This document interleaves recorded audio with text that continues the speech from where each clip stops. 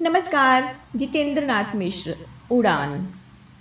रामू अपने गांव के बगीचे में दोस्तों के संग गुल्ली डंडा का खेल खेलते खेलते दूर तक अपने डंडे से गुल्ली को उड़ाकर बहुत खुश होता। तो कभी कागज का जहाज बनाकर आकाश में उड़ान देता। उड़ते हुए जहाज को देखकर उसकी खुशी का ठिकाना नहीं रहता। रामू अब बड़ा हो गया है। उसके पिता गांव के छोटे कस्बे से दूर अंग्रेजी स्कूल में दाखिला करवा देते हैं। स्कूल जाने के लिए पिताजी उसे एक पुरानी साइकिल खरीद कर देते हैं। साइकिल पाकर वह बहुत खुश होता है। गुल्ली को उड़ाने वाला रामू अब साइकिल से सड़क पर फराटा मारता है। उसे तो लगता है कि उसके पिताजी ने उसे साइकिल नहीं हवाई जहाज लेकर दे दिया। सेकेंडरी की परीक्षा का आज ही परिणाम आया है। वह अपने स्कूल में अव्वल आया, अच्छे अंक प्राप्त किया था। आज वह बहुत खुश है। खुश क्यों ना हो, उसके सपनों को जो अब उड़ान मिल गई है। पिताजी ने कहा कि शहर की सबसे अच्छी कॉलेज में दाखिला करवा देंगे और एक नया स्कूटर भी दिलवा देंगे। राज प्रेसिडेंसी कॉलेज जो शहर का सबसे अच्छा कॉलेज है, वहाँ पर साइंस विभाग में उसका दाखिला हो गया। उसके उड़ान को और गति मिली।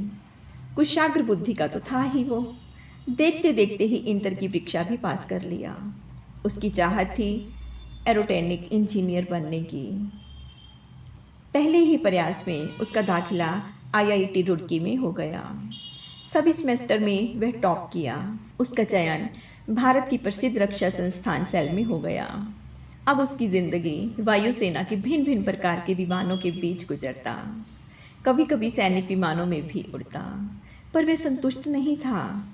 उसे बार बार याद आते वो गुजरे दिन। बार बार खो जाता अपने अतीत में। उसे याद आता गुल्ली को उड़ाना और दोस्तों के बीच अपनी शान बगहारना।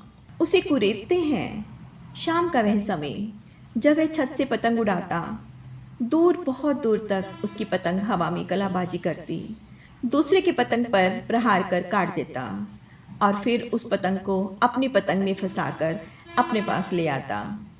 उस क्षण का विजयी मुस्कान उसे बार बार याद आता।